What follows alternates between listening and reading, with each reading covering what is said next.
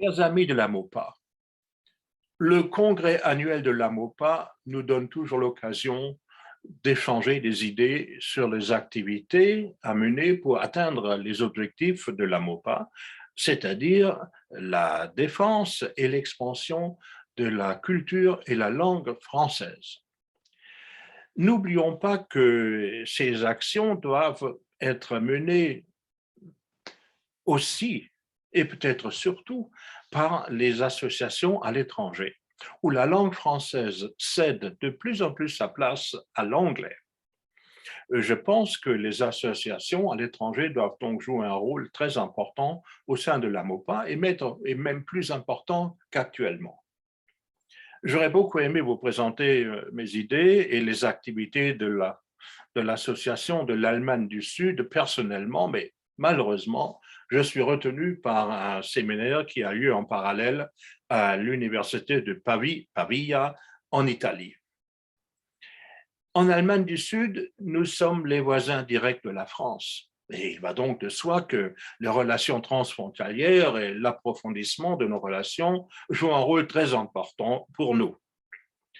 Ainsi, nous avons signé un accord de partenariat avec le 17e arrondissement de Paris, maintenant avec Paris-Ouest.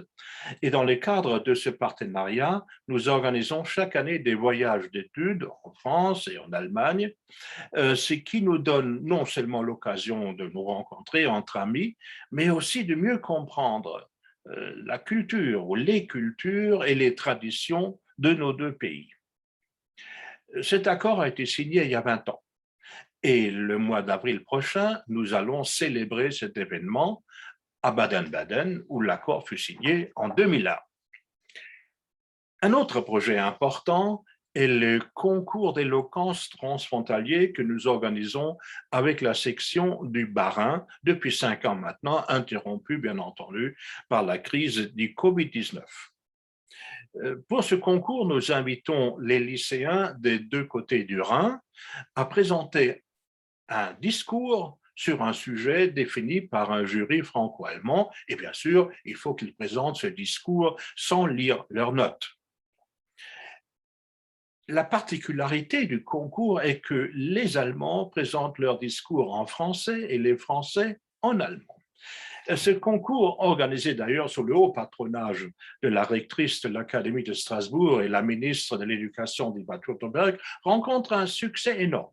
Chaque année, nous avons plus de candidatures pour participer à ce projet et je pense que par cette voie-là, nous, en effet, faisons une contribution à cet objectif de défendre et de promouvoir la langue française à l'étranger.